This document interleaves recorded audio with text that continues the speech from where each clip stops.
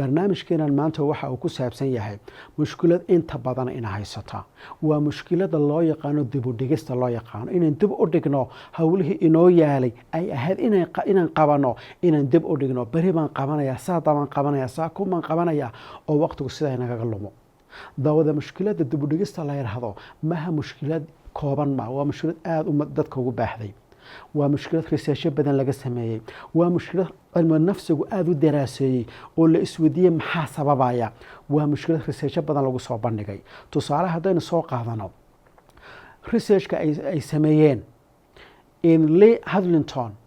iyo Catherine Parsons ay sameeyeen ee 2017kii ay soo bandhigeen researchkaasi ayaa waxay ku baarayaan dadka shaqaalaha kambaniyada ka shaqeeya ayaa la weydiinaya waxa ay ugu saameynta badan shaqadooda saameeya 45% wax la ogaaday dadkaasi inay 3 saacadood iyo wax ka badan ay ku mashquulsan internetka inay wax ka baaraan يعني dadkaasi 45% dadka shaqaalaha ee runtii researchka lagu sameeyay waxay sheegeen 3 saacadood ugu yaraan inay runtii ay ku jiraan internetka iyagoo sameynaya baaris cashawaa'iya iyagoo wuxuu ka baaraya waxay ka baarayaan aan wahay wax la garanayo yani wuxuu ma raadinayaan sawiray daawanayaan wax macni faa'iido kama baarayaan marka halka muxuu researchku sheegay yani in dadkii 45% ay waqtiga luminayaan ugu yaraan 3 saacadood oo shaqadii loo dirsaday aanay qabanayn ay dib u dhigayaan oo qofkii aanu shaqadii halkan u taal qabanayne internetku mashquulsan yahay dawada taasoo kaliya maaha researchka runtii uu supervisorka ka ahaa ninka loo yaqaano Bear Steele oo khabiir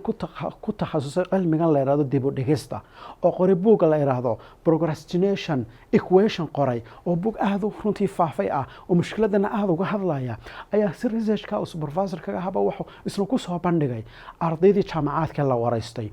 ee runtii la weydiiyay eegana bal waxyaalaha mashaakilka soo waajaha 90% ardaydaasi waxay sheegeen mushkilada haysata inay tahay dib u dhigista wax loo yaqaan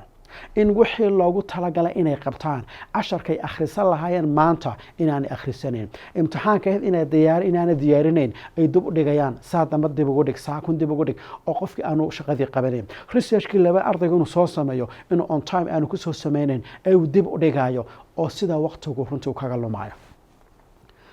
daawada mushkilada la dib u dhigisto marka dhinac kale ka eegto arrin khatar weeyaan كو خطر waxay ku tahay adiga nafsiyadaada waxay khatar ku tahay yani awoodaadii iyo awooduhu Ilaahay ku siiyay kartadaadii bay hoos u dhigaysaa hadaad caadeysato dib u dhigista yani marka ay caadiga aad tahay hadii lagu raa imtixaanka soo diyaari oo waqti aad u haysato hadii waqtigii lagugu talagalay aad ku soo diyaariso oo si fiican aad u diyaariso yani waxaad noqonaysaa qof kartidiisii iyo aqoontiisii isticmaalay laakiin hadda dib u dhigto oo tira bari baan diyaarinaya saadama diyaarinaya oo markuu week ka harsay imtixaanka aad u fadhiisato oo diyaariso maxaa imanaya waxa imanaya kartidaadii maad wada isticmaalin quduraadkii awoodii hadlayd maad isticmaalin oo kaliya waxaad isticmaasho awoodahagii week kaliya laakiin bal ka war hadda imtixaanka aad soo diyaarinaysay muddo dheer semesterka dhan ka war hadda buuga soo akhriyeysay buugaasi sidoo ku noqonaya marka imtixaanka la gaaro wuxuu ku noqonaya buug aad cabtay buu noqonaya sababta buug aad semester diyaarinaysay iyo buug aad week ku diyaarisay isku si uma fahmaysid marka dhinaca markaad ka eegto awoodaadii kartadaada hoos u dhigaya adigii awoodii Ilaahay ku siiyay iyo aqoontii aad inaad soo bandhigto markaad isticmaalayso systemkan dib u dhigista in yar baad ka isticmaalayso laakiin ma kaanad isticmaalayn oo waxan aanad caadadan aanad lahayn yani waxaad noqonaysaa qof ka faa'iideystay awoodihiisii iyo aqoontiisii oo si fiican naftiisa wax ugu qabta marka macnaheedu waxa weeyaan waxay keensanaysaa hadaad caado ka dhigato inaad wax kasta dib u dhigto oo wax kasta aakhirka aad tiraawan qabanaya in runtii wax badan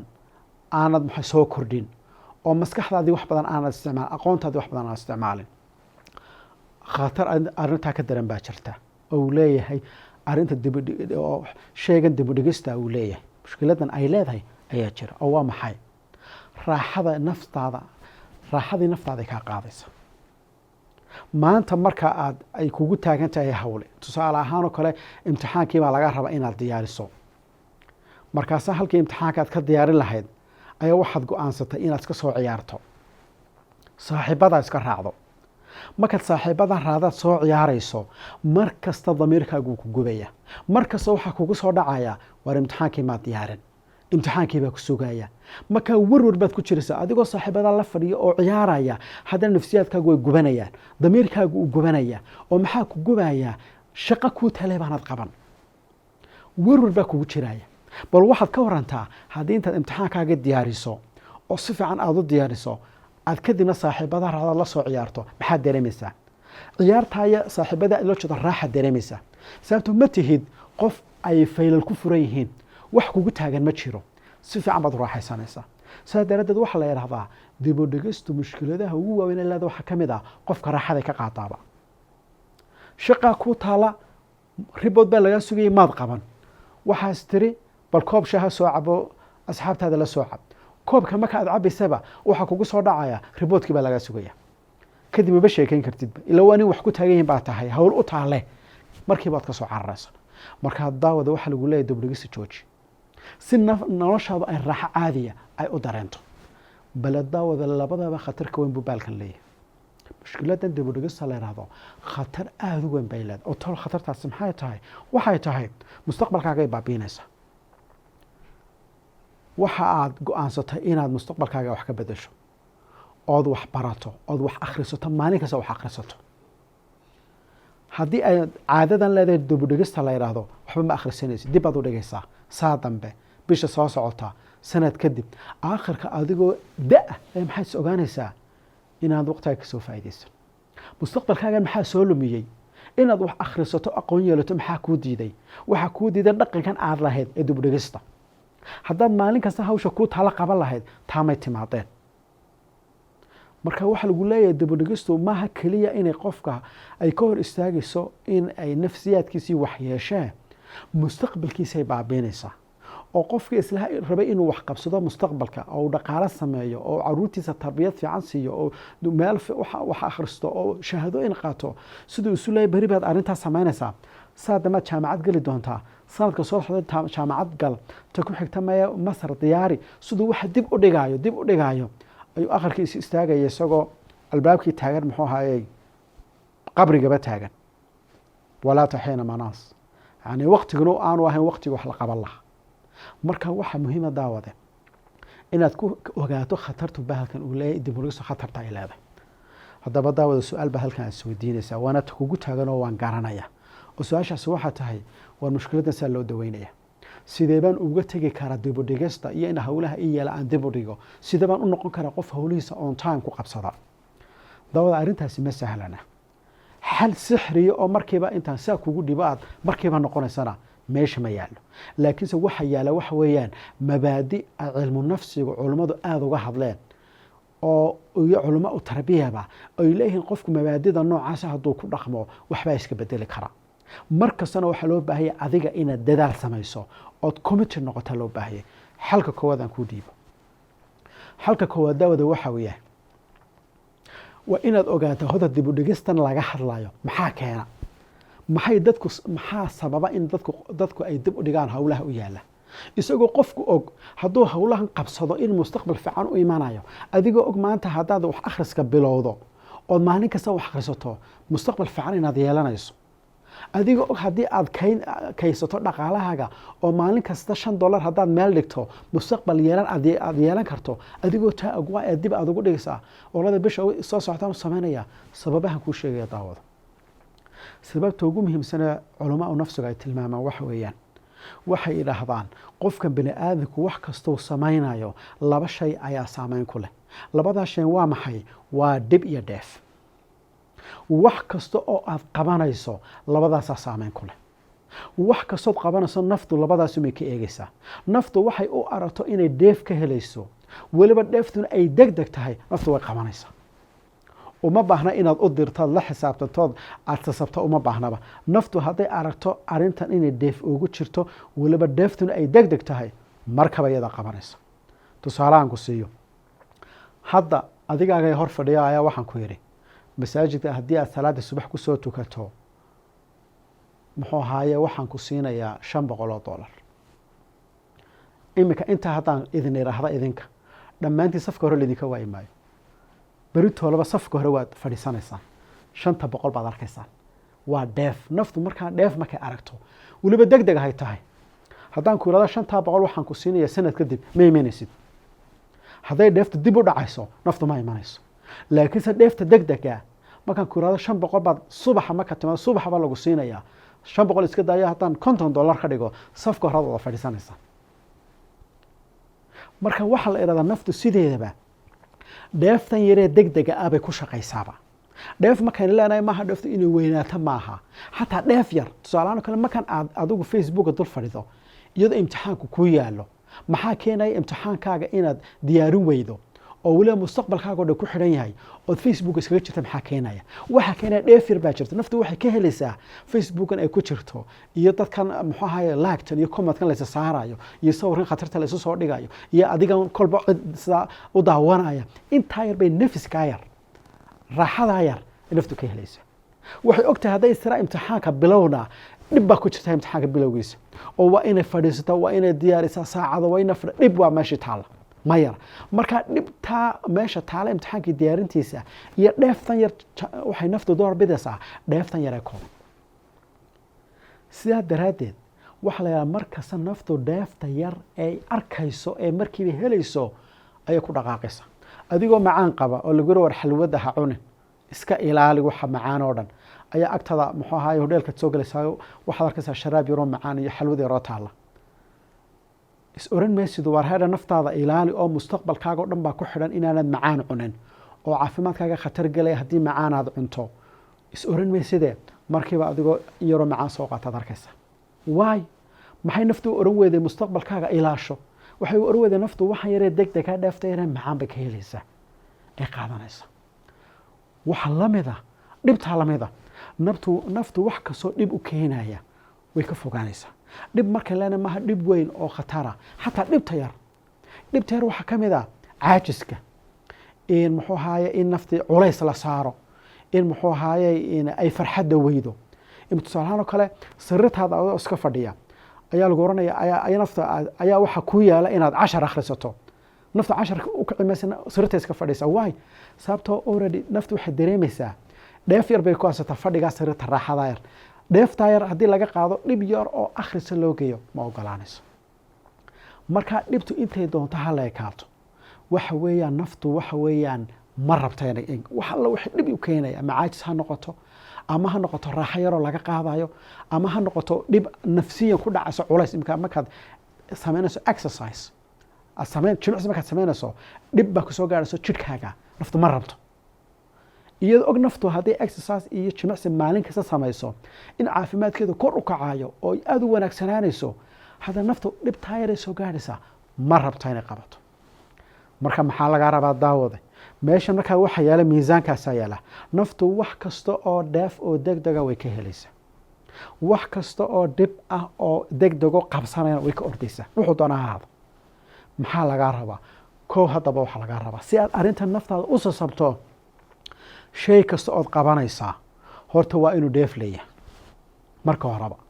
yacni adigu naftaada ha u dirin waxaan dheefba aan lahayn dheeftan adduunyo akhrkay doonta ahaatee waxaan dheef lahayn nafta ha u dirin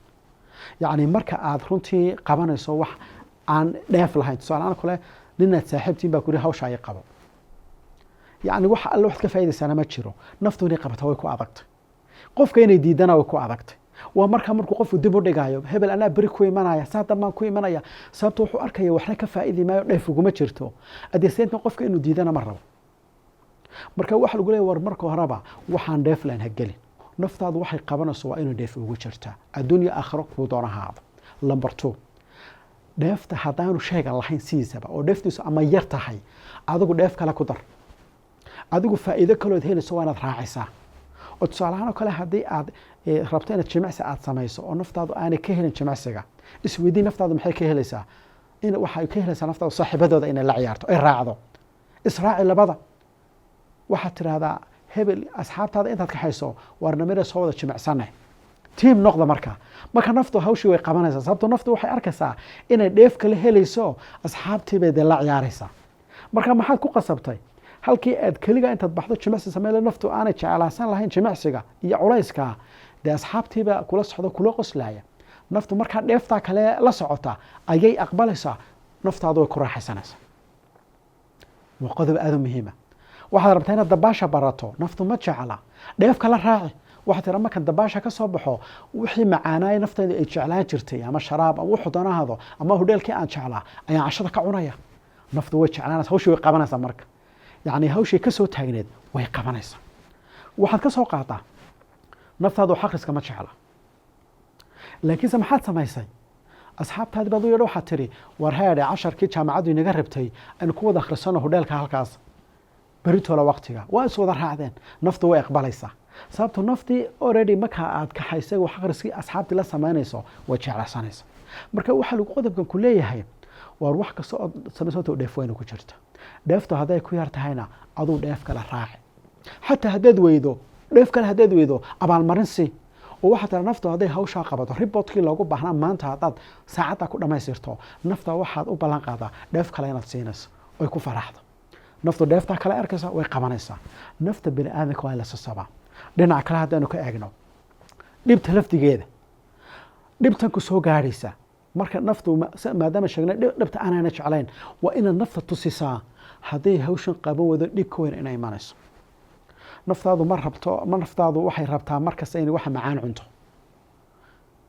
laakiinse dee caafimaadkaagu ma fiicno. waxaa laga yaabaa inay de haddii aad macaan leedahay kole dhib ay ku keento. nafta waa inaad tustaa markaa haddii ay macaanka basato dhibta soo gaadhayso. waa inaad nafta ku akhrida oy ogaato cudurrada noocaas oo inay ku dhacayaan. markaa naftu markay dareento dhibaatooyin tan ay filayso wax ka badan inay imanayaan way ka joogsanaysaa. marka waa muhiim inay taas aad ogaato. yacni naftu markay ogaato dhibtan ay ka baqanayso mid ka weyn inay imanayso, haddii waxa qaban weydo way ku dhaqaaqaysaa. tusaale aan ku siinaya, imtixaankii baa lagu yidhi wax la gelayaa bisha soo socota. waad iska fadhiisatay, dib baad u dhigtay, beri saa dambaan akhrisanayaa. maalintii danbaa lagu yidhi waraadha imtixaankii waxaa la gelayaa beri maasaa dambaa la gelayaa. maxaad samaynaysaa? waad boodaysa. goor aad boodaysa kala garan maysid. waad boodaysaa adigoo kitaabkii la soo baxo akhrinaysa arkaysaa. naftaadu qasab bay ku akhriyaysaa. waay ay markii hore ugu akhrin weyda qasab ay imika qasab ugu akhriyaysaa, ay imika u dadaalaysaa. sababta maad garanaysaa? sababtu waxa weeyaan waxay ka baqanaysaa imtixaankana ku dhacdo. sidaa daradeed waxaa la yidhaha baqashada waxaa la yidhaahdo baqashadu waa shayga ugu weyn ee nafta kiciyaa la yidhahdo. motivationka ugu weyn ee nafta gilgila waa baqashada. markay aragto waxay ka baqanayso way qabanaysaa. markaa imtixaanka markuu soo dhawaado nafta maxay dareemaysaa? naftu waxay ka baqanaysaa hadday dhacdo in la ceebeeyo, hadday dhacdo waalidku inuu qabsado, hadduu dhaco ardaydu inay ceebeeyaan. marka way baqanaysaa. taasaa ku kalifsan wax akhrisato maaha wax kale. markaa baqashada waxaa la yidhahdaa inkastoo ay inta badan timaado marka ugu dambaysa, oo inta badan baqashadu waxay timaadaa aakhir lacabkay timaadaa, markaasuu qofka hawsha ku dhaqaaqa. tusaale kale aan ku siiyo, shaqaalaad ribood baa lagu diray, dib baad u dhigtay, saa dambe saakuun maad qaban. maalin markay ka harsatay ayaa waxaa kusoo galay maamulihii meesha haystay, managerkii. muxuu ku yidhi haddaad beritoola saacadda riboodka i keeni weydo you are fire buu ku yidhi. waan ku eri buu yidhi. maxaad samaynaysaa? haddaad fadhiisanaysa. gooraad qodays kala garan mayso. waay waa baqasho. markaa baqashadan ayaa kugu kalifaysa awslada yaa lagu eri in hawshaad qabato. marka waxaa la yidhaahdaa baqashadu waa waqti dambay timaadaa, laakiin naftaada bilowga waa inaad ku abuurtaa. waa in naftaada aad ka dhaadhicisaa ood ku akhridaa haddii aad hawshaa qaban weydo waxaasaa imanaya. marka waxaa la yidhaahdaa si naftaadu ay hawsha u qabato, mabaadida ugu muhiimsan waxaa ka mid ah waxa la idhaahdo in naftaada aad xasuusiso dhibta ka imanayso haddaad hawsha qaban weydo. inaad naftaada aad runtii aad ku motivate garayso inay hawshan ay qabanayso muhiim ay tahay. taasi maxay kaaga baahan tahay markaa? waa inaad wax dhegaysato, yacni casharo arrimaha ku saabsan. tusaale ahaan oo kale haddaan xagga diinta u yara eegno, ilaahi subxaana wa tacaala markuu raba inaan shaqayno oo camal saalixa la nimaadno, qur-aanku muxuu yidhaahdaa jannadu inooga sheekayaa, naartana u inooga sheekayaa. waay waxaa lainooga sheekanaya mar kasta oo janno lagaaga sheekeeyo inaad shaqaysato ayaad ku dadaalaysa. mar kastoo naar lagaaga sheekeeyana si aad uga fogaato inaad shaqaysato aad ku dadaalaysa. marka waa labada shay layna hordhigay, waa dhib iyo dheef layna hordhigay si aynu wax u qabanno. saa daraaddeed waa muhiim inaad dhegaysato muxaadaraadka ku saabsan aakhire iyo naarta iyo jannada, sababtoo naftaada ayay hagayaan.